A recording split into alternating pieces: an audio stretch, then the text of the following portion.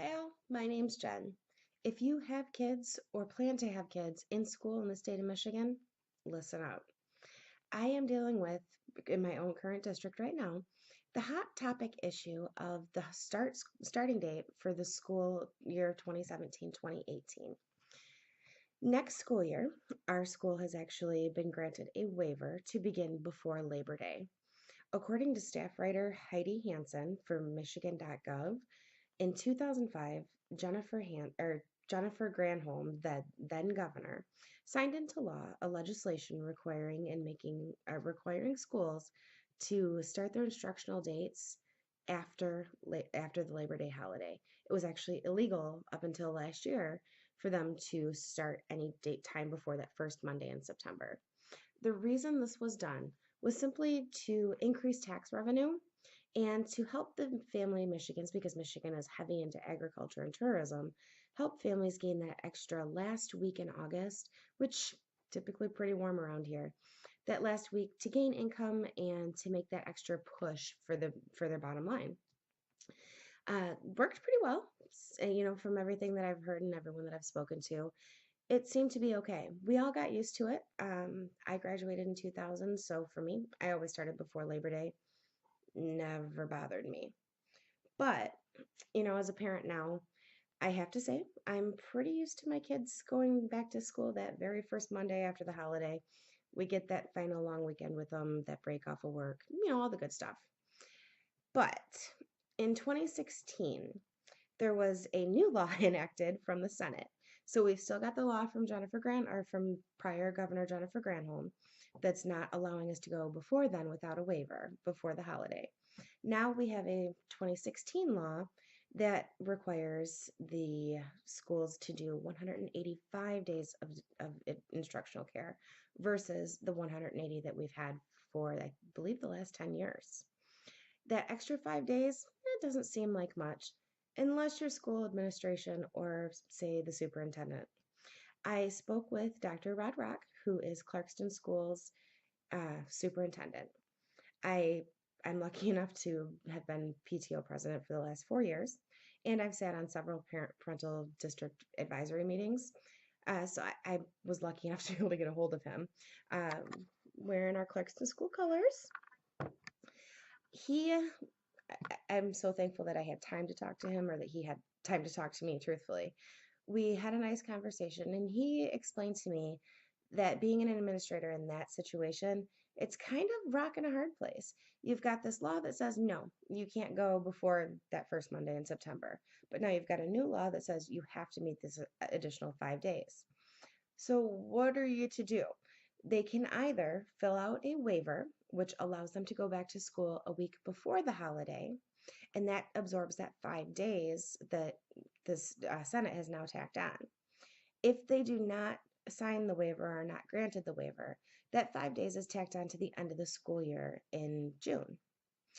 With that being said, the school administration needs to think about, we already are out typically around June 15th. So now you tack on an extra 5 days, that's June 20th. Now we have to remember we live in Michigan.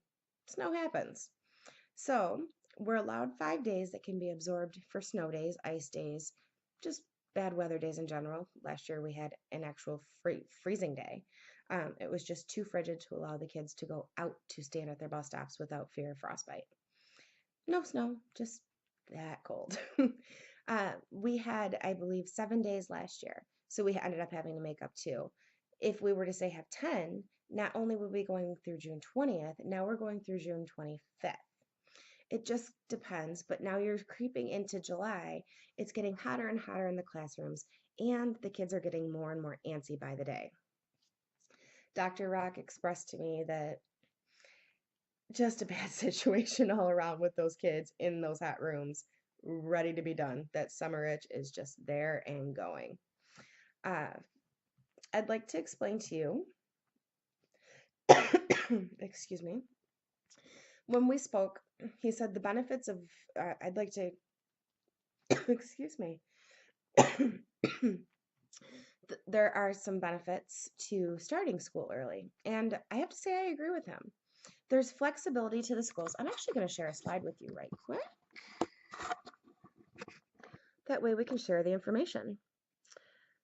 The flexibility to the schools. If the schools must start after Labor Day, classes will go into June, kind of like I was talking about. Schools are also now able to dictate what is done with those extra 5 days if they have a waiver. So they can actually start. Oop, I'm sorry, I'm losing you on the screen.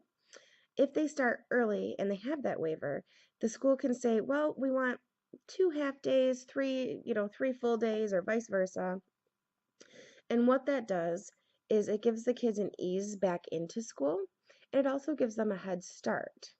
Now, yeah, there's negatives too. I get that. Let's see.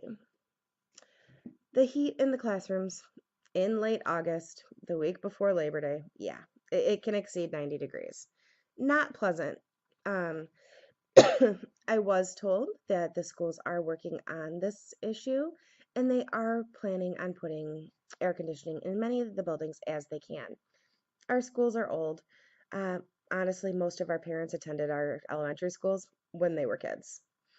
The biggest issue, the biggest one he said that anybody had an issue with, Dr. Rock, was that many families plan vacations the last week of summer, and many have already paid for these trips.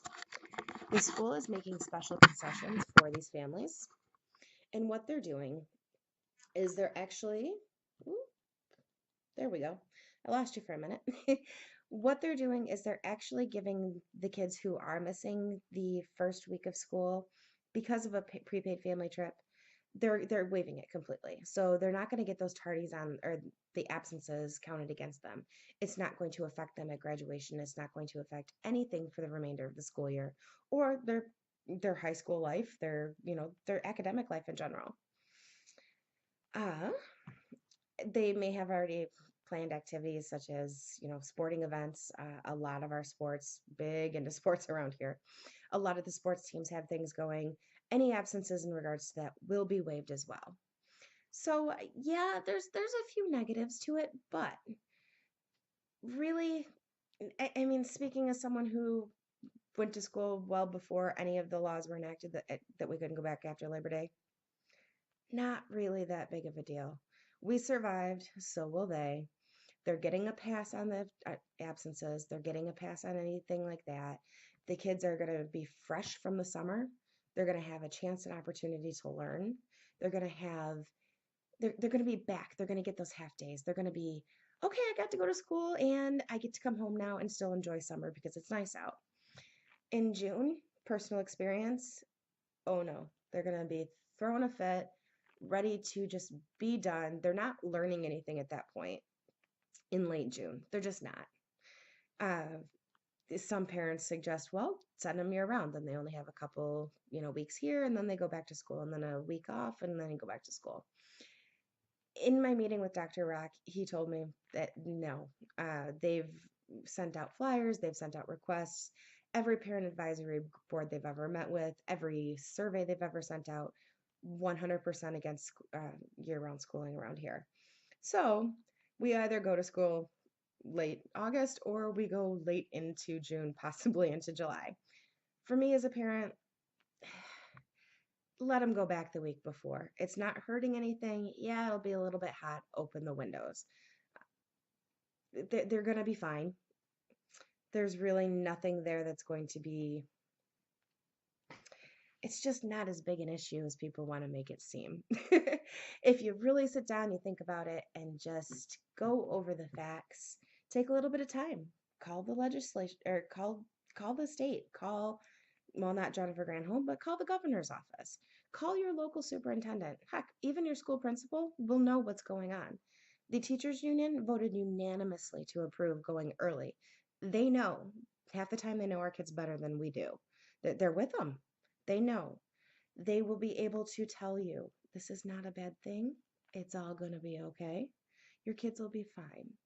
Let them go to school the week early. Enjoy the summer they've got. They'll be good. Thank you for listening. I truly hope that you will the next time you hear somebody mention this, give them the facts. Thanks for watching.